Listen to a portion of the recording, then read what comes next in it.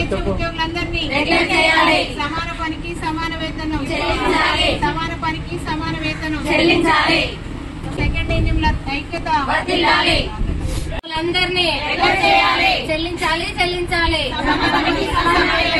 నమస్తే అండి, నా పేరు జోష్న. మేము 2009 సెప్టెంబర్ 1 తారీఖు నుంచి ఈ రోజు వరకు కూడా NHM స్కీమ్లో సెకండ్ ఏఎన్ఎంగా పనిచేస్తున్నాము. ఇన్ని సంవత్సరాల నుంచి కూడా మాకు చాలా జీతాలతోటే మేము మా పనిని మేము ముందుకు సాగిస్తున్నాము. కానీ ఈరోజు ప్రతి వస్తువు ప్రతి రేటు పెరిగింది. కానీ మమ్మల్ని మాత్రం తెలంగాణ ప్రభుత్వం వచ్చినప్పుడు పట్టించుకోలేదు, కాంగ్రెస్ ప్రభుత్వం వచ్చినప్పుడు పట్టించుకోవట్లేదు. అంతేకాకుండా మాకు సమయానికి జీతాలు కూడా రావడం లేదు. మాకు మారుమూల గ్రామాలకు వెళ్ళాలంటే మేము చాలా అవస్థ పడుతున్నాము. మా బాధ ఎవరికి కూడా అర్థం కావట్లేదు. ANC టార్గెట్ ఒకటి, ప్రతి పని కూడా మేము ముందు చేస్తున్నామంటే దాని వెనక మా బాధ చాలా ఉంది. మా పిల్లలు కూడా మేము చూసుకోలేని స్థితిలో మేము బాధపడుతున్నాము. సో మేము అడిగేది ఒకటే, మమ్మల్ని రెగ్యులర్ చేయండి, సమాన పనికి సమాన వేతనం ఇవ్వండి, మా జాబ్కి ఒకటి సెక్యూరిటీ అనేది ఇవ్వండి అని మేము గవర్నమెంట్ని కోరుతున్నాము. ఎన్ని ప్రభుత్వాలు వచ్చినా కూడా మా జీవితాలు మాత్రం మారటం లేదు.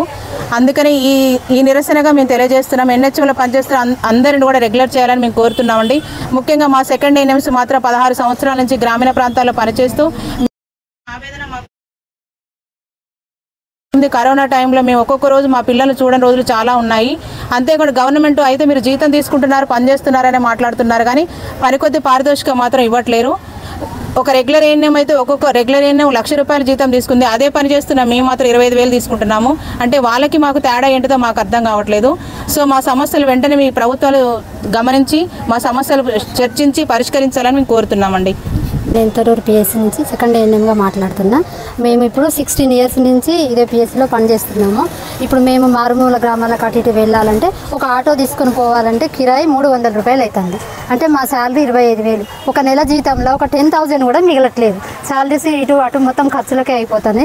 మాకు రెగ్యులర్ అయినా చేయాలి, లేదంటే సమాన పనికి సమాన వేతనమైనా కల్పించాలని ఈ గవర్నమెంట్ని మేము కోరుకుంటున్నాము. కరోనా టైంలో చాలా కష్టపడ్డాము. కుటుంబాలను కూడా మేము దూరం చేసుకొని చాలా అధ్వానమైన పరిస్థితిలో ఉన్నాము. ఈ గవర్నమెంట్ ఏదైనా గుర్తించి మాకు ఏదో ఒకటి చేయాలని కోరుకుంటున్నాం.